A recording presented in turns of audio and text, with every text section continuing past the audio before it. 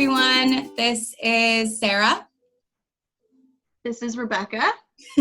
And we thought that since this was our first time sitting down together and chatting about all things writerly and readerly, we might just take this time to introduce ourselves and talk a little bit about who we are. So let's just start with who we are as people. So I'm Sarah. I am a teacher when I'm not reading and writing. I love dogs. I'm obsessed with dogs. And I love recording with my sister.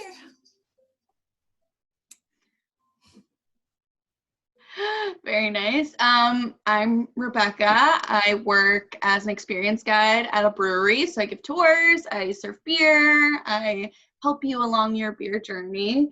I am also obsessed with my dogs. I'm sure you'll see them go in and out and through all of these videos. I really love a lot of different kinds of books. I love YA, I love poetry, I love fiction, I love a little bit of nonfiction, self-help. I'm not above that. Love those too. Yeah. And I almost always have a candle burning near me. So. Yeah. Actually, I think I have one burning downstairs, which is a fire hazard. It's a big fire hazard. Don't tell Mom. I'm pretty sure it's watch this. Mom's gonna watch this. All right. Well, hopefully she forgives me. And I'll, the door's open, I'll smell smoke. So if I hurry out, you'll know why. Okay, so my first question and we'll start with you because it's weird to ask a question and then immediately answer it. So as a person who digests media, do you consider yourself more of a reader or more of a writer? I consider myself more of a reader. I enjoy writing a lot. I've always struggled with just being I have no original story to tell. And so whatever I start writing never gets very far. I have a video planned that will help you tackle that. I'm really excited about it. Well, there we go. Looking forward to it. Right. And I identify more as a writer. So that's perfect. We have a reader and a writer. Obviously, I still read a lot and I teach English. So reading is a big part of what I do every single day. But I do enjoy writing more. I majored in creative writing at Pitt, and I spend most of my time writing books instead of reading books. Next question. What are your favorite books or series? So I have I look over there because to my left is my little shrine to my series. So I've got Harry Potter on there. I've got A Court of Thorns and Roses by Sarah J. Maas, and I have the Throne of Glass series as well by Sarah J. Maas. Yeah. I'm a fan of. Big fantasy fan? I do enjoy it. I always didn't think of myself as this big fantasy person. Right. And then I was at a bar with some fellow readers and educators last year, and somebody was like, hey, you should pick up this A Court of Thorns and Roses book. You don't really have to continue the series after that. It's a good standalone book. If you just want to read it, it's really good. I think you would like it. And I just kind of got it on a whim. And it sat for a while, and then once I started it was within 3 months maybe, I had read her entire body of work. I kept buying all the books, and then the Throne of Glass books. Right, and her books are not short, so that was a commitment. The last book of the Throne of Glass series was 1,000 pages with teeny tiny type. I got it and I was like, oh God, how am I going to read all of this? Right. Well, and you read Game of Thrones too, right? First and the second book. You read some of Game of Thrones. I watched Game of Thrones. Right. Yeah, I feel like fantasy is like really big right now. Yeah, and it's definitely having a moment. yeah.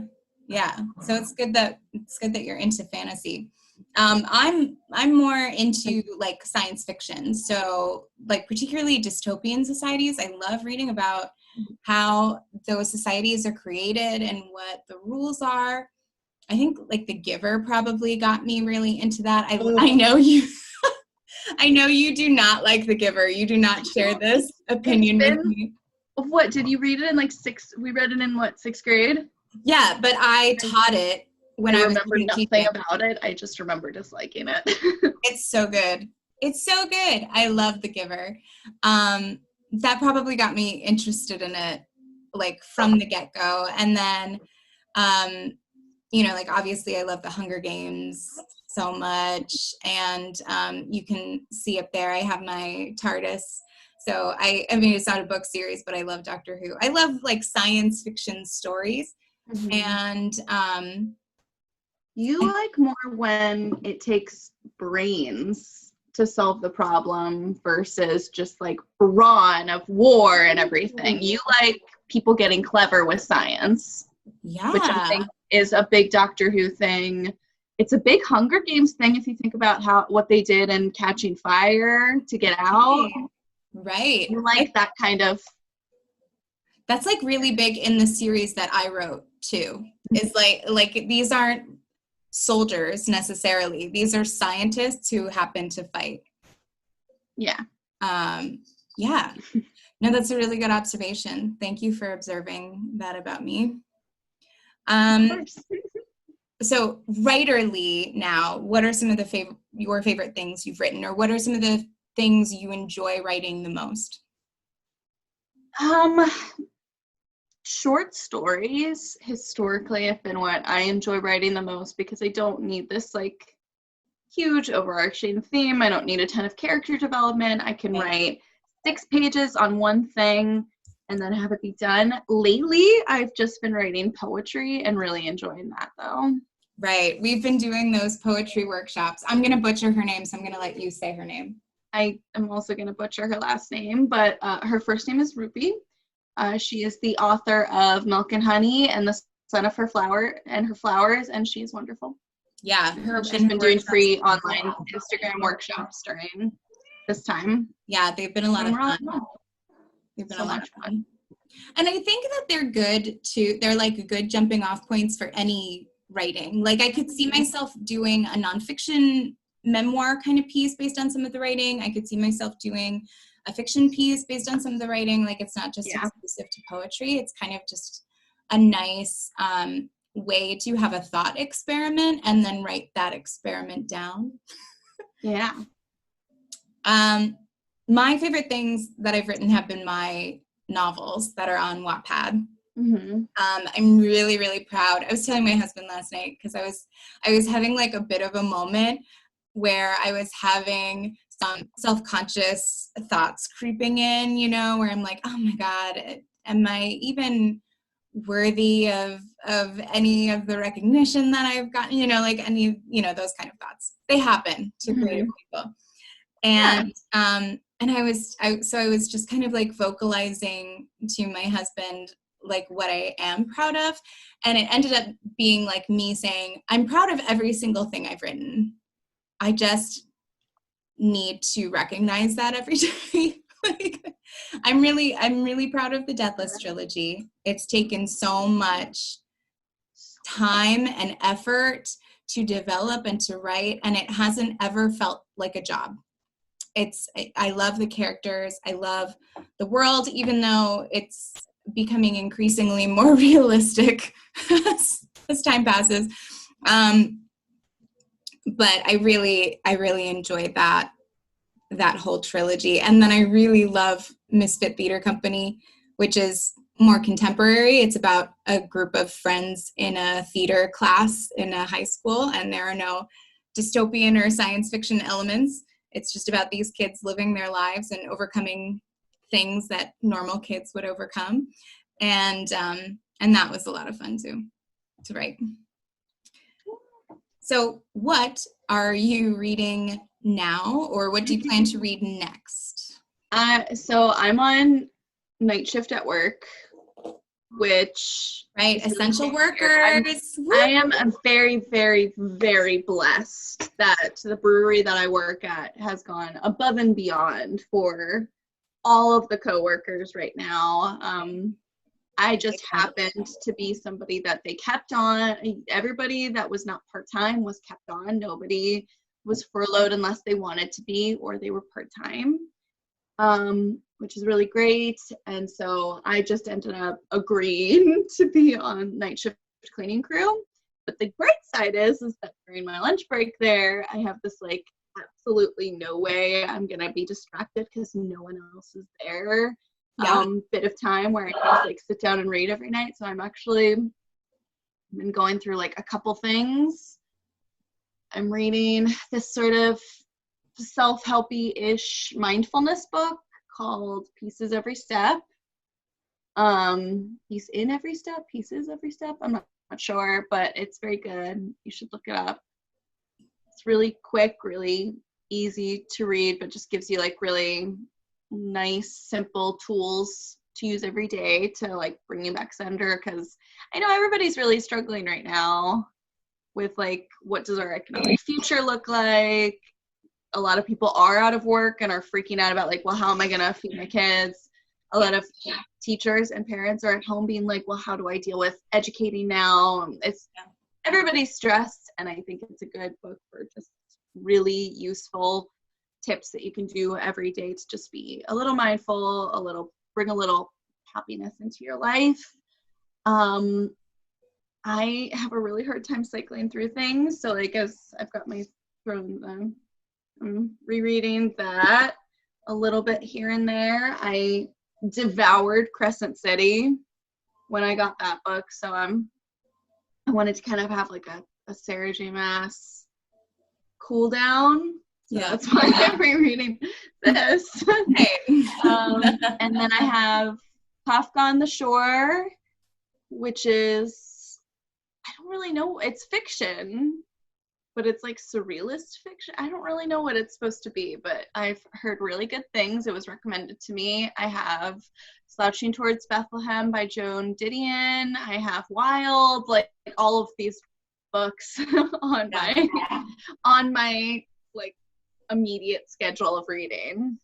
I know, I'm the same way. I just downloaded another book on my Kindle, or I guess like my Kindle app, because like all of my books are at school still. So right now in quarantine, I'm really craving something that I've already read, something that feels comforting to me, like something that I know the characters, I know the setting, and reading it feels like coming home. And to me, that weirdly is The Hunger Games. So the best I could do was, I have this book that I know I think you've read too, or like I shared it with you, or and it's a bunch of essays about, it's called The Girl Who Was on Fire, and it's a bunch of essays about the Hunger Games trilogy and like different things that Suzanne Collins did well. Right now I'm reading the essay on PTSD specifically because I'm rewriting book 3 of my trilogy, and that's something that I'm trying to tackle well, and make sure I'm getting right, because it is important to get that right. And so I have that, and then I have my book on my Kindle app, and then I also have a bunch of books on Audible that I'm like listening to periodically. So I'm listening to The Hate You Give, because I'm like a little bit behind the times, but I'm like trying to get caught up, and that's just so good, by Angie Thomas. It's so good and so important to read right now with everything going on. But yeah, I need to like focus on something, which is why having the book of essays is nice, because I can read an essay and then like put it down and focus on something else. So to wrap up, I'm going to ask one more question that I forgot to tell you about beforehand, because it just came to me. I just remembered. And this is a question that kind of answers who are you, and also like what do you enjoy reading and writing as well. And like, I guess just ingesting as media, which fandoms do you most strongly belong to, or like you most strongly identify with? Are we talking about like Anything? Any fandom? Yeah, like any fandom. Like, are we also like talking ships? You can mention ships. That's totally fine. I'm going to mostly do fandoms because a lot of my ships sail. So I'm waiting on one particular ship, and I'm just like, come on. Anyways, Harry Potter, number one. Slytherin now and forever. We are majorly misjudged. Yeah. As a group. You did kind of identify as Ravenclaw a little bit there too. Like I think yes, a Slytherclaw. I would say like 70-30. Yeah. I think I could go both ways. But definitely Harry Potter, just always have been, always will be. I love the extended universe. I love the YouTube musical. I love that. Yes. The whole thing. I reread it a few years ago. I probably will reread it again. Right. It's a great story. I would put it in YA, not children's. Yeah. Well, yeah, because especially the later books kind of tackle like deeper, darker subjects. Really, I would say book 1 and 2 are like kids' books. Yeah. But after that, it's like, yeah, PTSD, right? All this stuff, sacrifice, like a lot of stuff that like you don't deal with as a kid. Right, and like dealing with immediate loss, right? Like yeah, especially book 5. I moan and just hate doing book 5, Order of the Phoenix. It's many people's favorites. It's still a beautiful book. It's just like the first 100 pages are him yelling at his friends because he's dealing with a lot of loss, and then the last 100 pages are him yelling at Dumbledore because he's dealing with an immediate loss, and it's like, so hard to read. Other than that, I would put myself in all of Sarah J. Maas worlds. I'm like constantly just like reading dumb Tumblr posts and stuff on that. I know you pin them too, so I know. I do. I'm trying to get you to read them. I will. I'll get around to it. But the new covers are coming out soon. So you'll just give me all the old paperbacks? I'm gonna lend you the old paperbacks. This will become my lending set, then there will be my reading set, and then I have the collector's edition. Yeah, no, that's fine. I'm actually trying to like minimalize my library at home. I'm trying to make mine look like Chuck's library from Pushing Daisies when she like never left the house. I don't remember it. What did it look like? Well, it's really cute because she's sitting in like a big chair reading a book, and then it's showing time passing as like the bookshelves fill up, and then the space between the bookshelves and the ceiling all fill up. So that's your goal, to have like wall to wall, floor to ceiling books and like a big comfy chair. Mm-hmm. Yeah, I've really reduced my collection at home, but my collection at school is really large still. But I think that's good. Sharing it with the kids? Yeah, share it with the kids. His name is Rapidash. Dashel. He's named after a Pokemon. Of course. He's the barky one that you've been hearing. Are you like so proud of himself right now? Are you like in Pokemon fandom? I feel like we all went through a moment there when Pokemon Go came out. I really enjoy the original TV show, as well as Avatar, The Last Airbender TV show. Not the blue movie, that's definitely Fern Gully, but that's neither here nor there. I really enjoy both of those. I think even as an adult that they're really good and really easy chill watch. I really enjoyed the original card game of Pokemon, and like Rapidash was my card and fire deck, and if I could just get Rapidash out there, then my coin flips, I don't know what it was about me in that card, but my coin flips were in point. It was fantastic. And so this is Rapidash, Dash for short. Sometimes Dashel, sometimes Dashel Robert Carr, because that's the name of the kid in The Incredibles. That's just trouble. Yes. But he's a corgi, a full Pembroke Welsh, and I would say I'm in the corgi fandom. Oh, yeah. For sure. Yeah. I have 3 dogs, and I would only consider myself to be in the fandom of one of the breeds. I'm a big Kelpie fan. I was going to say not Banjo. No. No, Banjo is a Jack Russell Terrier, and we definitely did not do our research well enough before getting him. So he's changed a lot of our culture around the house so that we're accommodating him better. And then Denna is a Black Lab German Shepherd mix, but mostly German Shepherd. So my husband is like all about that. Josh is all about that. But I'm still learning how to deal with a big dog. But I think I'm getting there. I think I'm good. My Sarah J. Maas shirt. I like it. So definitely this fandom. Yeah. If I have and Game of Thrones, that's what I'm going to judge this on now. If I have a t-shirt for it, then I'm in the fandom. I have this. I have my Slytherin shirt. I have 2 Game of Thrones shirts. And I am still a big Daenerys fan. And I think she did nothing wrong. Nope. And I would have burned King's Landing too. So just kidding. I wouldn't burn anything. I still support her though. You're a T. I don't have to pretend. I would burn it all down too. Right. I think for me, like I guess my judgment would be like, if I have bought something for my home that is related to that fandom, or if I could see theming an entire room or an entire Event around that fandom, then I'm like firmly in it. Mm-hmm. So like for me, I think the top 2 still Hunger Games forever. Yeah, and then my Hunger Games tattoo. Right. Yeah, so Hunger Games. Didn't mention it at all. I'm going to get my next like tattoo plan.